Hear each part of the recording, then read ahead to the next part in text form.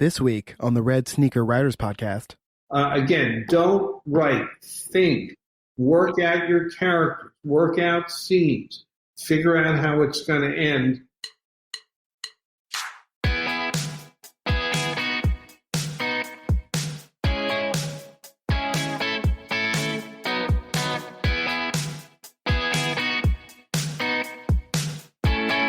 Welcome to the Red Sneaker Writers Podcast. News, interviews, and writing tips for people who are serious about having a writing career and want some practical knowledge to help them achieve it. Your host is the nationally best-selling author of more than 50 books, William Bernhardt.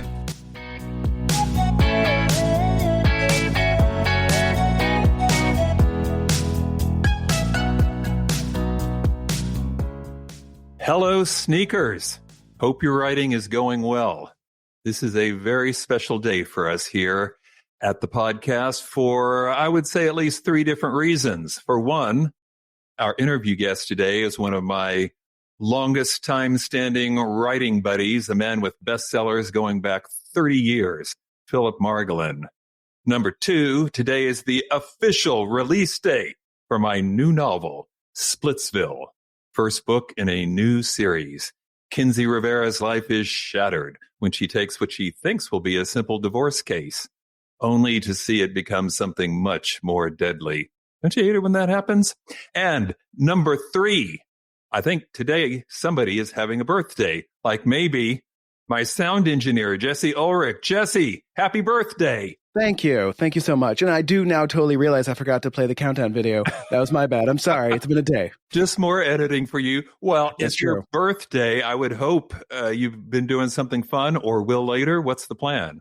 Well, I did go buy a new TV earlier today, which will be delivered next week. So I'm very excited to have an actual 4K TV to watch things on. So this should be fun for me, Big a week time. from now. Is it a wall-size screen or? It's a 65-inch Sony. Holy smokes. Yes. I've measured the space out. We'll see. The problem is I'm competing with my father, who has a 75-inch screen. So I need something. Like, I was fine until he got that. And I'm like, well, now I need something. I made the 4K jump when they did that Black Mirror episode where you needed Bandersnatch and you jumped around and my computer wouldn't do it. So I thought my television wouldn't do it rather. So I knew it was time to upgrade.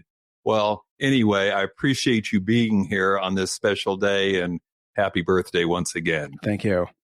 So my interview guest today, Phillip Margolin, is not only a terrific author and a world traveler, but a terrific human being. His most recent book, A Matter of Life and Death, is the latest in a string of, by my count, 25 novels. Every single one of them, like from the first, has been a bestseller, including Gone But Not Forgotten, which I think is one of the best thrillers of all time, became a miniseries. The Last Innocent Man, which became an HBO movie. We will talk to him about his writing process and how he comes up with those killer plots. But first, the news.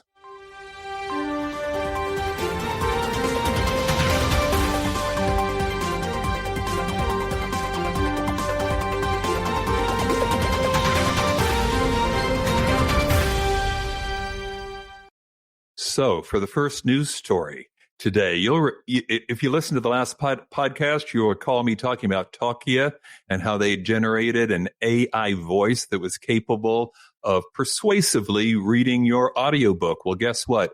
Google is now getting in the game, providing an AI voice that can, for no additional charge, read your audiobook. This could be a game changer, given Google's influence in the Android phone universe, the numerous people listening to audiobooks on their phones, and the fact that a lot of those are Android phones. I mention this because I know many Red Sneaker writers have struggled with figuring out how to break into audio. It's a very lucrative market these days, and this may be your opportunity. Jesse has put up a slide and I think a link showing you where you can check out some of these sample auto-recorded books. I listened to some, and I'm here to tell you, if I had not been told in advance this was an AI voice I was listening to, I wouldn't have known. I mean, once you know, you can maybe kind of detect a few moments of that kind of although not nearly that bad syntax, or gaps where a human voice might not have put them.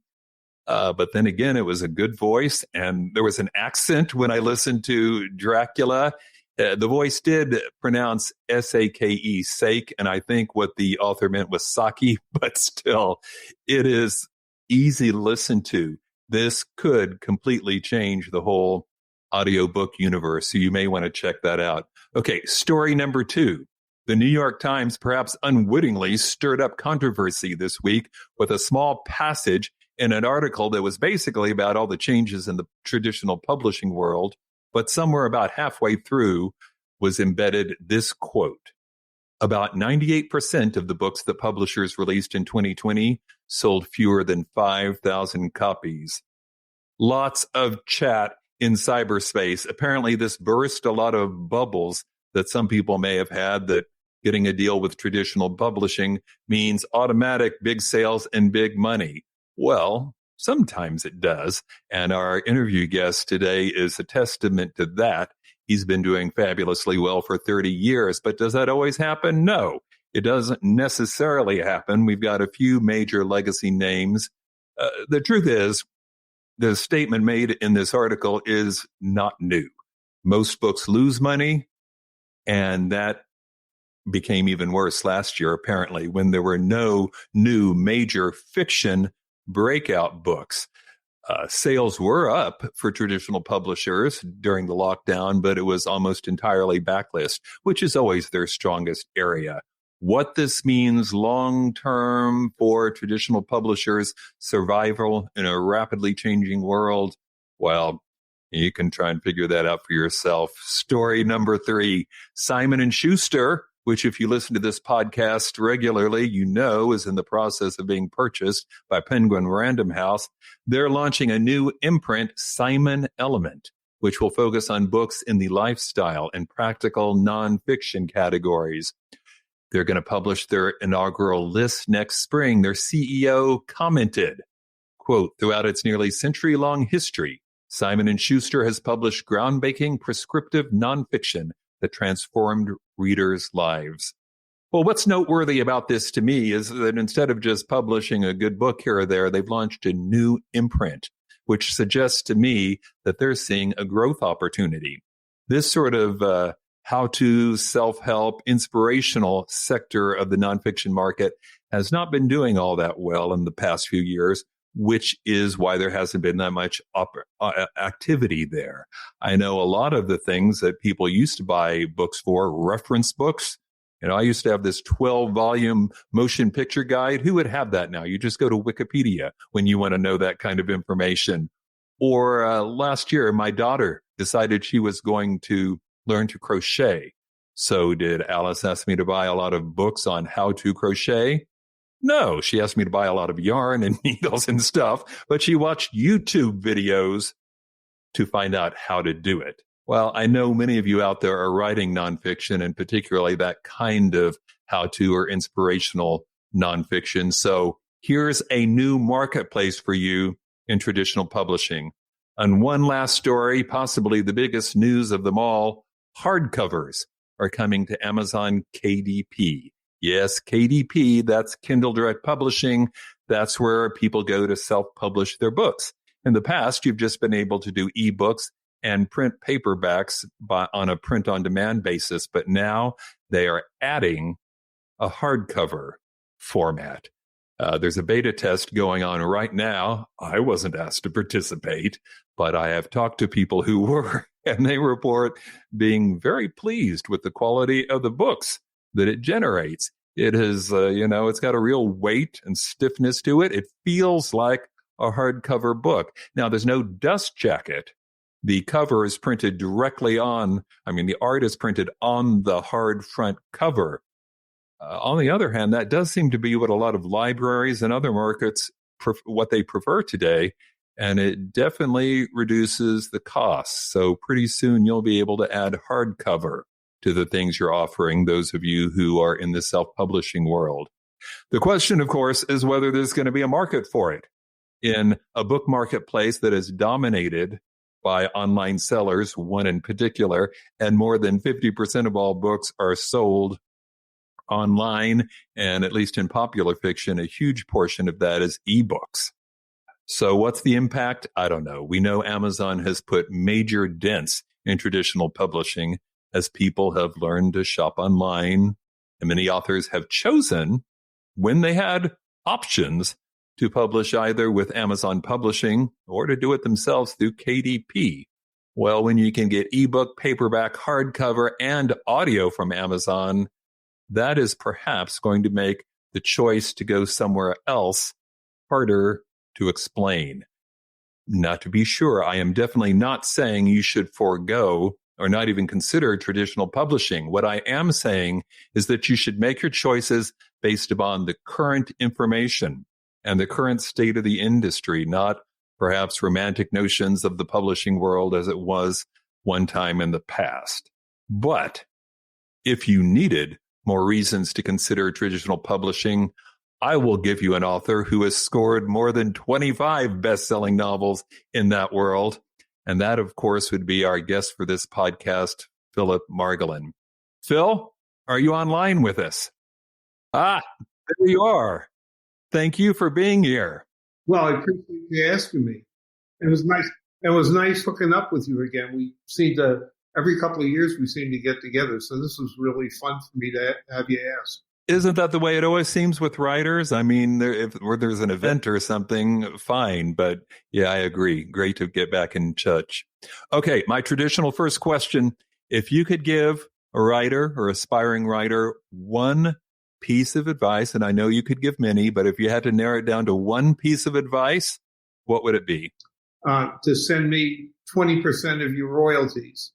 But no, actually, now that's one we have not heard before. Actually, I do have a piece of advice that I give new writers, and that is when all books start with an idea.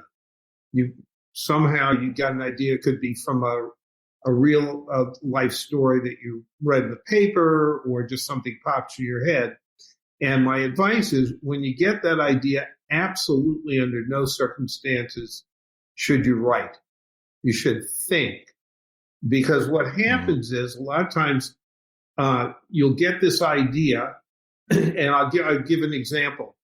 There's a trainload of nuclear weapons going through Portland, Oregon on a train, and terrorists are going to take over that train. Wow, that's like the greatest idea ever. How exciting. And so I get excited, and I run home, and I open up my computer, and I start writing this incredible action scene with black helicopters in there and ninjas dropping down on the train and karate fights. It's the best action scene we've ever seen. And the terrorists take over the train. And then what? Who are these terrorists? Why do they want to take over the train? Who are the heroes? How are they going to get the weapons back without Portland blowing up? And so you haven't really thought about this, and you've got this really cool scene, but now where do you go? And then because you didn't think, you get frustrated and you get writer's block, and then you crumple up your scene and you throw it in the garbage. So don't finish. What I always do is, when I get an idea, I spend months sometimes just thinking it out until I've got an ending and some characters, and then I start working on an outline. And the ending is the most important thing. I won't write a single word till I know how things are going to end. And to show you I'm not lying, one of my best books is Executive Privilege. I got the idea for that book in 1995. Could the President of the United States be a serial killer? And I didn't write that book until 2005, even though I was very excited by it. I couldn't figure out how it would end. So I had a little file where I periodically put ideas in for scenes or characters, but once it was finished, 10 years later, it actually was one of my best books. So again, don't write, think, work out your characters, work out scenes, figure out how it's going to end, because I know you're going to be excited. You're going to be so excited by this idea, but just rein it in, take a deep breath, and then do the hard work. So you're a planner, not a pantser or discovery writer, sometimes people say. Yeah, it was interesting. Yes, I'm very anal. I was a trial lawyer for 25 years. You've got to have everything in place. Right. And that's just my personality. But I was on a panel on Monday, and this came up. And there are people who just say, if I'm going to be surprised, a reader will be surprised, and they just go and write. But really, I think it's a little bit of semantics, because what happens is they write, but then your first drafts are never very good. So you have to edit. So basically, I have a 25 to 40 page outline. They have a 400 page outline. Then they do their editing off of that. And I do my book off the outline and then do more editing. So I think, if you're writing, which I really think is a bad idea, but if you can the biggest problem with doing that is you get a great idea, you start writing, you have 400 pages and no ending, so then you don't have a book, you have stuff, you've got a stack of papers. It's not a book. Or often I think people have in their minds how it's going to start and how it's going to end, because that's the exciting part. But it's that middle that they haven't worked out yet. And it's probably not going to come to you spontaneously either. I think that's the hardest part of the book to make interesting. Well, not to have that mid-book sag. Go ahead. No, I say one of the good things about an outline, my outlines take me about 1 to 3 months to write. So, so I'm sitting in my office, talking myself through the book. So I'm not writing again, I'm thinking. And I'm spending 6 hours a day thinking about the plot. So I'm getting more ideas. I'm starting to see problems. Stuff I thought was going to be fabulous, I realize it's not very good at all. So, I'm immersed in the plot and constantly getting new ideas for new characters. So that's what I like about the process of doing an outline. It gets you thinking again about what it's going to be like, who are the characters, what are the situations. You get to spot flaws before you've written 400 pages and have to tear everything up because what you thought would just be great turns out, oh my God, this really is not making a lot of sense. So, but that's just me. And I know there are a lot of people that they say this takes away spontaneity and et cetera, et cetera. And the good thing is, and I just want to lay this out, unlike mathematics, there is no formula for writing a book. So, absolutely. So any procedure that you have that gets you from page 1 to the end is brilliant. So long as you get to the end. But I think your odds of that are a lot better if you've done some thinking in advance. But like I tell people, if this is a system that has worked for me, that doesn't mean it will work for you because everybody's different. Right. So if you don't like outlines and you can still get from page 1 to the end, and your system's just as good as mine. Absolutely. Well, I wanted to talk about, I'm going to take you back to the early days. It's been a while since your first book was published. I think that was Heartstone, right?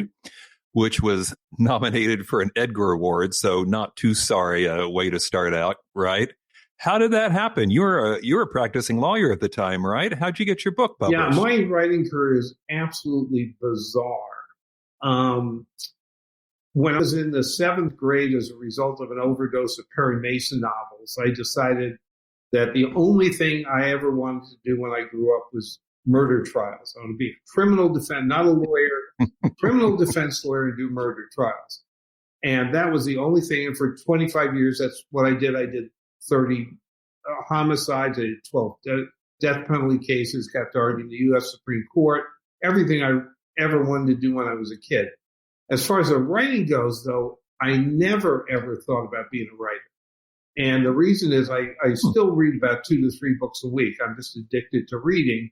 And I started that in elementary school, so I was in awe of writers. And it just never occurred to me that I'd be smart enough to do anything like that. So I never thought about being a writer. And then did college, 2 years in the Peace Corps in West Africa, and then came back to NYU Law School. And I worked my way through NYU Law School at night, teaching junior high in the South Bronx. So really had no time to do anything except eat and breathe. But then something fabulous happened my last semester. To get through in 3 years, like the day students, I had to go summers. And my last summer, my wife had graduated from college and got a job, so I didn't have to work that summer to pay the rent on our apartment. And I had a position working as the law clerk for the chief judge of the Oregon Court of Appeals. So I just had to get D's in my classes. I had 3 classes. D. If I got D's, then I graduated and I, could go to Oregon and work. So I had a free summer, which I'd never had. And I decided, I didn't know what to do with myself. I had always worked. I said, I'm going to try to solve one of life's great mysteries, which is how do those guys fill up 400 pages with words? And I would open these big books and I would say, how does this guy think up all this stuff? Because it seemed like impossible. So my project was to write a novel based on my experiences in West Africa, not to get published, because I didn't even know how you would do that.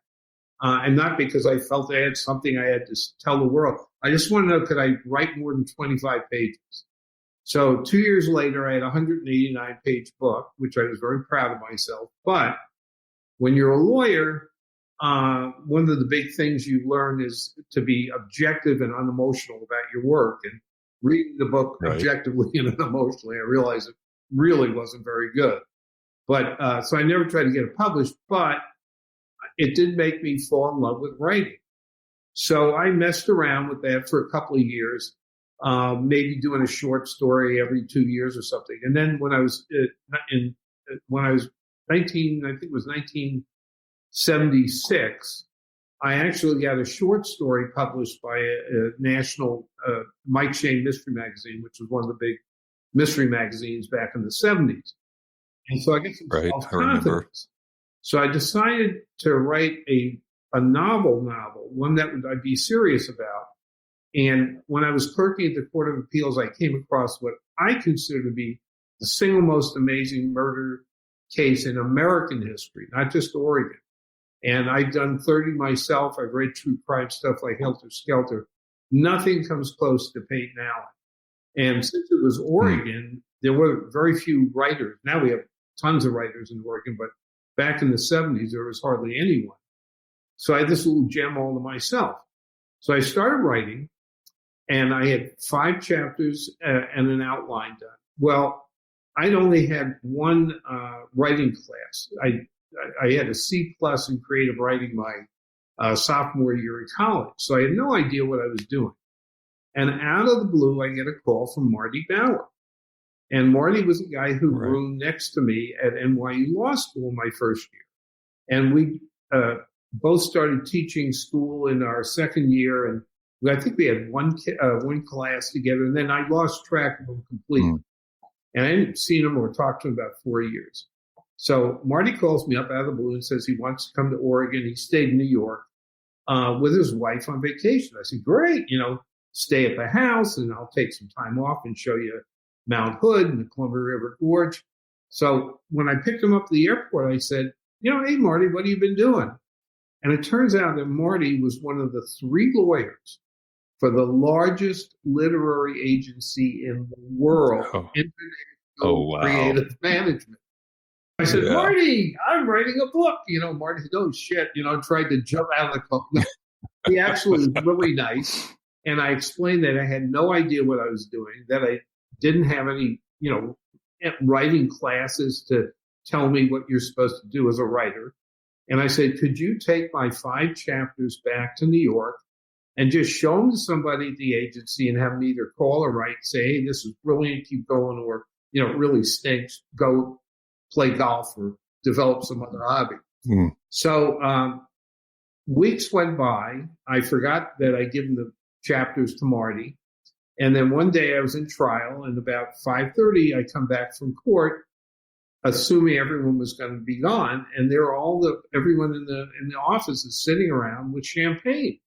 So I said, "What happened? Did someone win a case?" They said, "No, your agent called," which I didn't know I had one.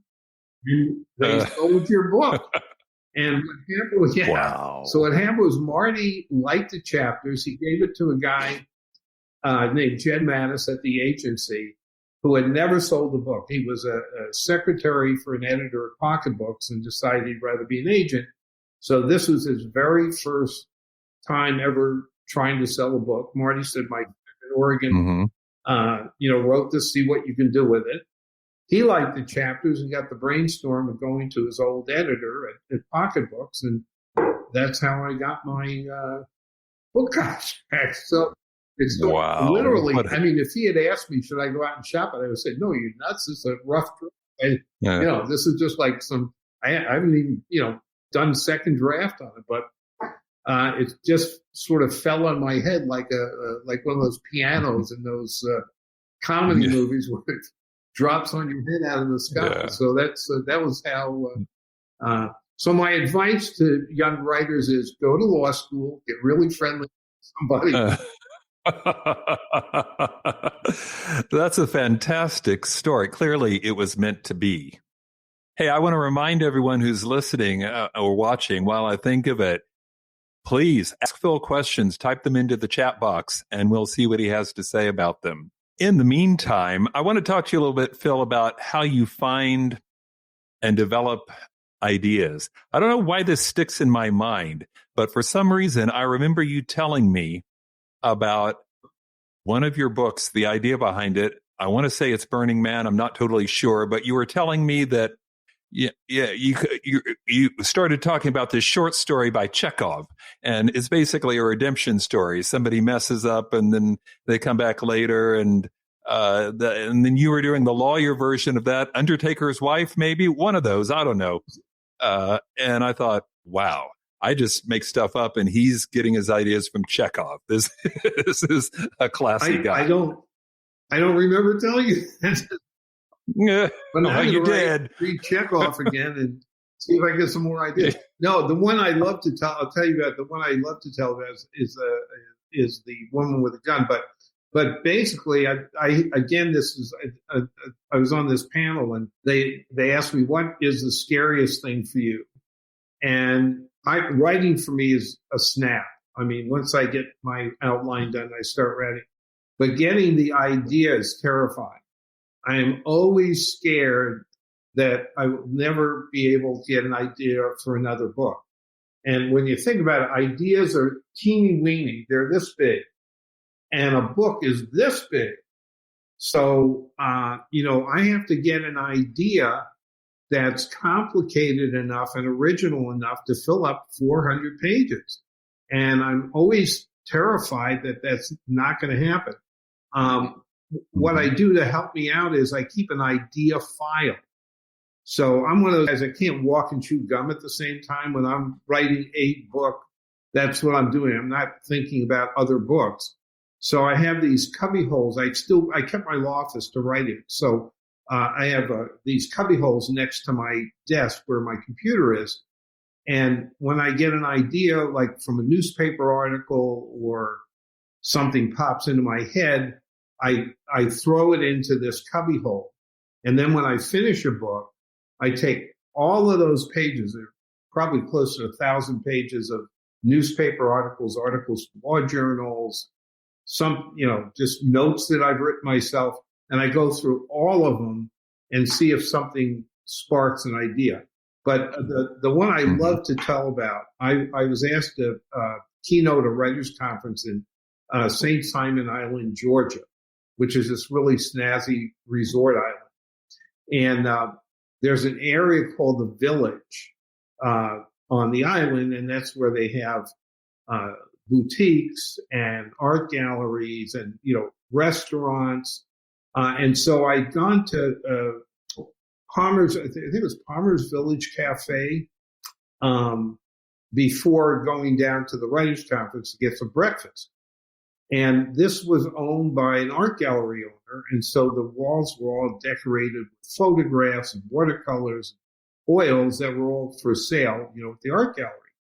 So after I finished eating, I went into the bathroom to wash up, and over the toilet was the most amazing photograph I've ever seen. It's a black and white photograph. A woman in a wedding dress is looking out at the ocean. Her feet are where, the water comes in and then stops and recedes.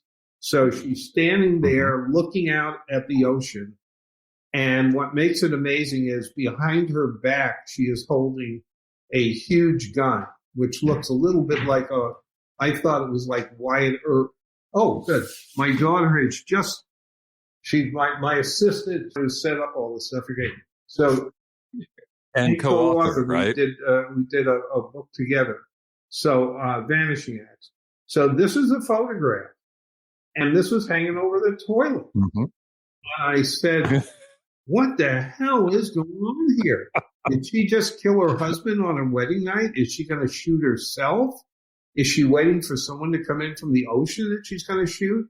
So I ran out. I washed my hands first. I ran out, and I said, how much for that photograph? So I think it was like $30.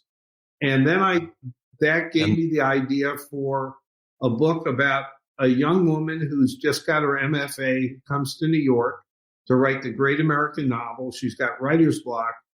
She goes to the Museum of Modern Art on a lunch break.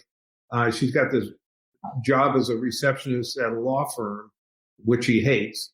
And she goes to the Museum of Modern Art, and there's this retrospective of the photographs of a very famous writer and photographer. And that photograph won the Pulitzer Prize. And it was of a woman on the evening when her husband was murdered on the evening of their wedding. So she goes to Oregon to try to find out, about this case to write a novel about it. So it's art imitating life. Right. But that was my most fun. And that photograph is in my office, and every day when I walk in, I see it. So yeah, they sold it to you. I believe that. Hey, can I have that picture that's in the men's room? No, I was looking at this. I said, "Oh my God, this is an amazing photograph." So then I had to get world rights to it, and they ended up getting more money for the book. And I had to make sure that the woman in the photograph was willing to sign off on it. But my agent put a clause in the contract for the book. They had to put that photo on the cover. So, and they did. Really? Wow. Are you still, I know you still travel, world travel for pleasure. You've just been to Egypt. Are you still doing as much of we used to bump into each other at conferences and signing. In fact, I think I met you for the first time when you came to Tulsa, and this would have been in the 90s, on some book signing event. You still do that sort of thing? Or does that seem less important than it once did? But they don't do the big. I used to do 26 cities in 6 days and in 6 weeks, and I loved it. But they don't. Since 2008, when they had the recession or whatever that was, the publishers stopped doing the big tours. So I do. St. Martin's does send me out. I love St. Martin's. They've been really good to me, and they send me to some of the mystery books are like Poison Pen and Scottsdale. And my last tour, which was right when the pandemic broke. So March 9th was when a matter of, I think it was Reasonable Doubt was the one that came out in 2020. And I did Poison Pen with Humans, Houston, Murder by the Book with Humans, another major bookstore in Dallas with Humans, and then boom, everything canceled. So, but I have to tell people, I've done this over the years. The time when you came up to me, and I can't remember it was Barnes and Noble, wherever I was doing the signing. It was a local store called Novel Idea, which sat anymore. I tell people this is one of the great things that ever happened to me on a book tour, because usually when you're on these tours, you go to the bookstore, you're there from like 7 to 9, and then you just get back to your hotel and you're really tired and just read or watch a little TV and they knock out.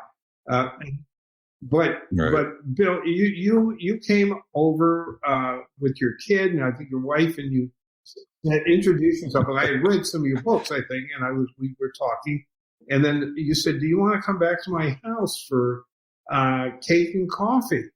And it was that's one of the few times that has ever happened to me on a book tour, and it was like a highlight because it's so nice to just be at someone's house instead of in some hotel room. So I over the years I've told people about that.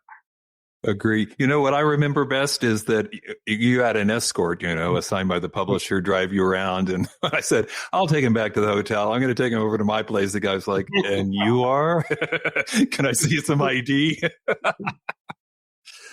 Phil, we got some questions coming in from the people who are watching. This probably relates back to when we were talking about outlining and planning and thinking. Somebody, this is Karen, who's a writer herself. She's asking, do you use writing software to outline? I just use my fingers.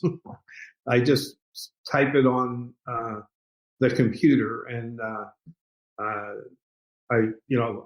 I'm sort of a techno idiot.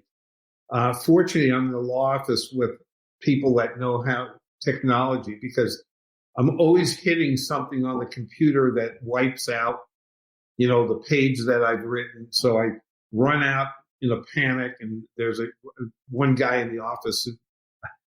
Can you come in? I just erased half my novel. So he'll come in and press 2 buttons and they'll all pop back up and stuff. But no, I don't use any software.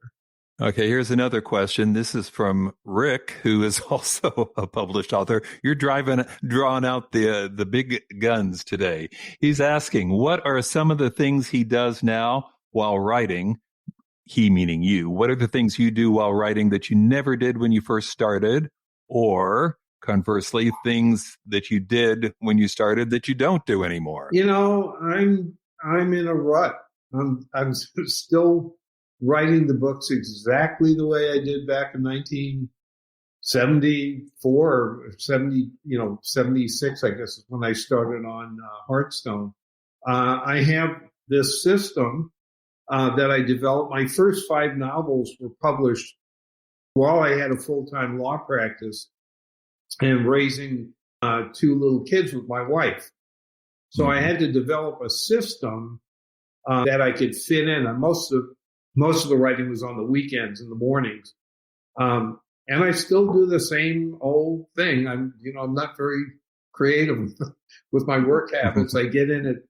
I go to my office, and my daughter sometimes tells me she thinks I'm a high functioning autistic, which might be true. But every morning I get up around 6:30. Get some breakfast, go to my office, buy grande non-fat caramel latte, do the New York Times crossword, check my emails, and then start writing. And that if anyone, if there was the coffee bar closed for remodeling for a week several years ago, and I was just in a panic as to how I was going to write anything. But that blew the whole thing. And then I take my outline and I look at my outline and I see where am I, and then I write, and I put about 11:30. I work out for an hour, or I go out to eat lunch, and then I come back and I do some more stuff till about 3 or 4. And it's the same every single day. That's my routine. And I don't write on vacation, and I don't write when I'm traveling. So it seems to work for you. You've had at least 2 that I can think of books adapted into some kind of film project. Gone But Not Forgotten became a miniseries. The Last Innocent Man became what I thought was a really good movie. What was that experience like? Oh, it was really interesting. The 2 were extremely different experiences. So with Gone But Not Forgotten, with HBO, The Last Innocent Man, they filmed it in Portland. HBO, it was Ed Harris and Roger Spottiswoode, who was one of the top directors at that time, and had an all-star cast. I've been told it was the first HBO movie that was done in-house. This was 1986 6 before they had been farming them out to production companies. And so they put a lot of money into it. It was filmed in Portland, and I got a part in the movie, which was tons of fun. I got to be the jury foreman in the big murder case, so I delivered the cameo. Yeah, and I should have gotten an Oscar, but I was stabbed in the back. There's so much politics in Hollywood, so no, but it was loads of fun. I got very friendly with the producer, and he let me listen to the sound equipment, and I came in for daily. So I was really involved. I set up the chess scene in the very first scene in the movie. David Suchet, who was Poirot on TV, was playing Ed Harris a game of chess in Harris's law office, and they called me up like really early on Sunday and said, nobody here knows how to play chess. Can you come down? And I used to be a competitive chess player. Say, can you come down and set up the board? So I found a very famous old game, and I showed them what moves they were supposed to make, and that was fun. So I did a lot of stuff. The ending of the movie and the ending of the book are different. They asked me, which one do you think's better? And I actually thought Dan Bronson wrote a brilliant screenplay. And I said, use the screenplay because it's where I think it works better in a movie. The other one, Gone But Not Forgotten, they never even told us they were filming the movie. What? Yeah. My publisher wanted to do a movie tie-in book. They never talked to him. We learned that they were filming it when some agent who represented actors called my agent up and said, who's doing this? And she says, who's doing what? I said, they're filming Phil's movie, book. And I said, oh, that's interesting. And then they told us it wasn't going to be on TV because it was a Hallmark Channel. And I don't know if you guys have ever watched the Hallmark Channel, but Gone But Not Forgotten is really freaky. I know the book is. And when I heard the Hallmark was going to do it, I said, because I love, Murder, She Wrote and the Dick Van Dyke and murder stuff. I used to watch that. I said, maybe they're trying to get expand their audience or something. This really doesn't sound Hallmark. Then what I heard was that their censors got a hold of it and freaked out. And they said, we can't put this on Hallmark Channel. And then I heard that they were not going to try to sell it to another channel, and that it was going right to DVD. So I was a little bit upset because I wouldn't have sold it to them if I knew that was going to happen. And then Mother's Day comes along, and my son calls me up, and his in-laws were in Florida, and he said, Dad, did you know your movie's going to be on Lifetime, where they torture women all the time? So I said, well, no. He said, yeah. My mother-in-law just called me up and said it's on Lifetime this week, and it actually turned out that they did a very good job. Brooke Shields stars in it, and it also had a really good cast. And I got a possessory credit, which is usually it's just Gone But Not Forgotten, and then somewhere later on there's a little thing said based on a novel. But this was Phillip Margolin's Gone But Not Forgotten. So every time they went to commercial break, it would say, next, Phillip Margolin's Gone But Not Forgotten. So it worked out great, but I had no participation whatsoever. Got another question here from Sherry, who I know to be a terrific writer who won several awards last year at WriterCon. And she's asking about your writing routine and wants to know approximately how long does it take to create the final draft, the one you hand in to your agent? Yeah, I mean, again, the biggest problem is getting the idea. So once I get that idea, which could take months, then I do the outline. The outline usually takes me 1 to 3 months. And then the first draft is usually about 6 to 8 months. And then I do a lot of editing. I do tons of self-editing before I send it into New York. And I usually send Jennifer Welch is my fabulous agent at the Jean Nagar Literary Agency. Jean was my agent from 1984 until she retired. Jennifer's her daughter, and they were both amazing. And Jennifer is a phenomenal editor. She's really great. So I send my draft to her first because when I send the book to St. Martin's, Keith Kale is my editor there, and he's very, very good. But I like to give as complete a book as possible, so there's, they don't have to do a lot of work with it, hopefully.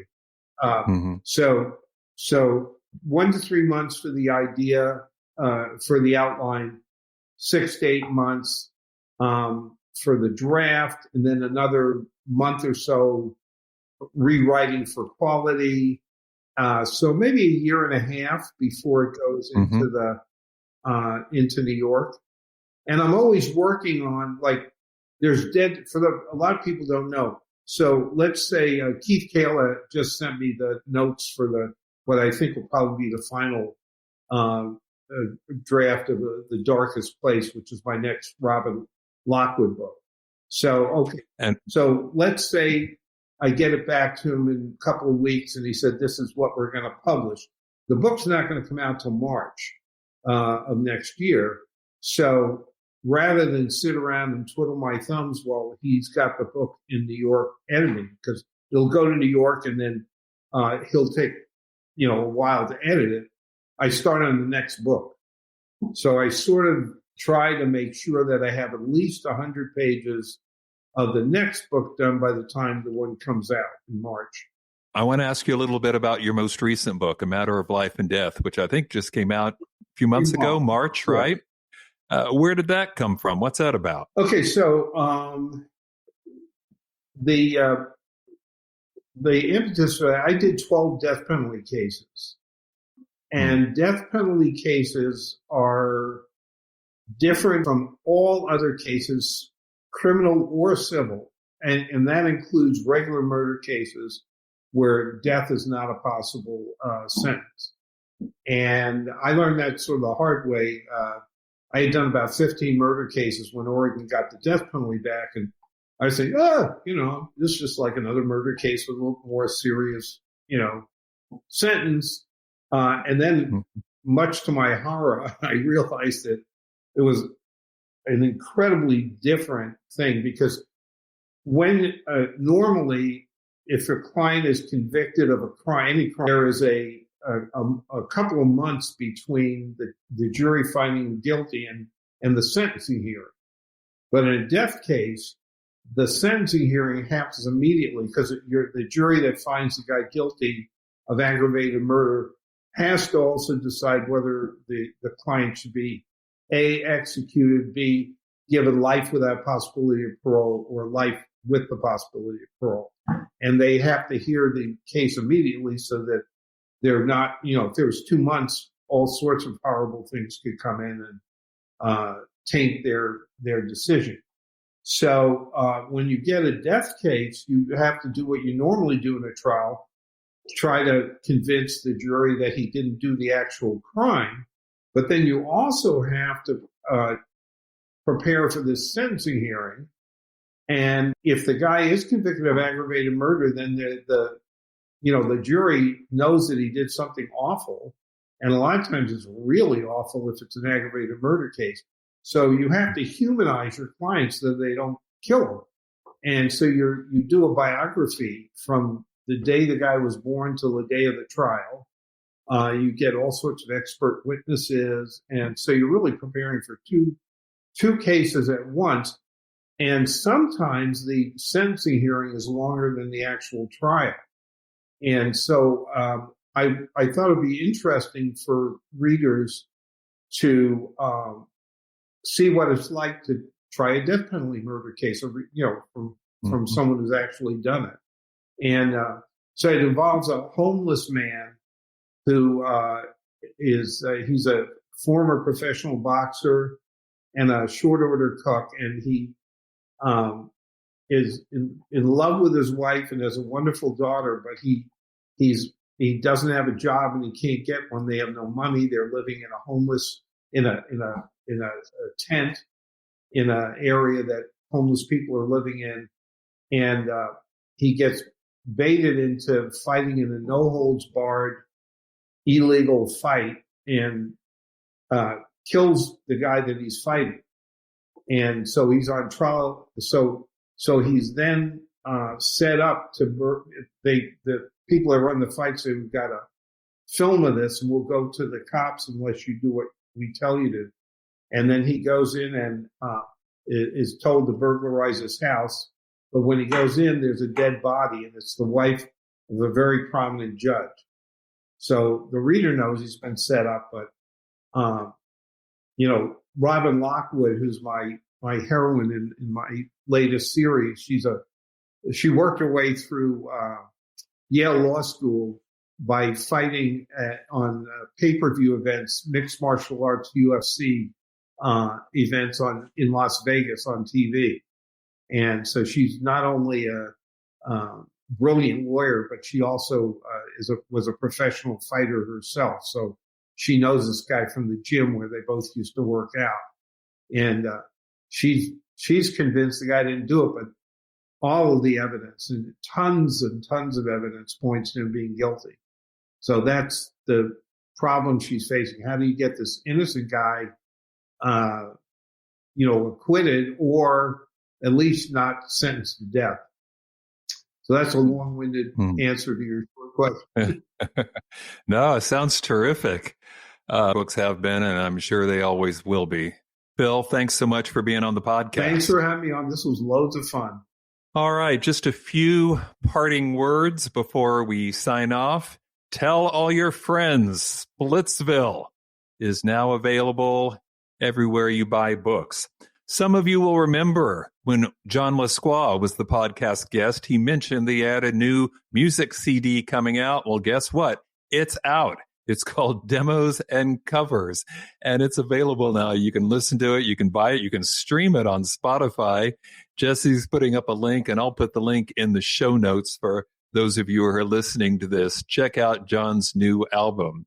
I also want to mention my Patreon campaign, patreon.com/willbern. That's patreon.com/WILLBERN. That's how we finance the podcast. We don't take advertising. We take contributions from patrons. And I want to do a shout out to Lois Melbourne, who this week made an extremely generous contribution to the Patreon account. She said that the sign off I do on this show, if you don't know what I'm talking about, you're going to hear it in about 30 seconds, but it meant a lot to her and kept her writing. She wanted to give something back and very much appreciated Lois. If others would like to do the same, go to patreon.com/willbern, first four letters of both names, and you can sign up. Next time, my guest will be Sharon Jenkins, who you may recall I said was going to be on before, but due to my inability to maintain a coherent schedule, that's been delayed. But we're going to do it next week on June 1st. That's Tuesday, a special occasion, and you'll want to be there for this very special interview. Subscribe to my YouTube channel so you always know whenever we're going to live stream, and you can find any episodes that you've missed. Until next time, keep writing. And remember, you cannot fail if you refuse to quit. See you next time.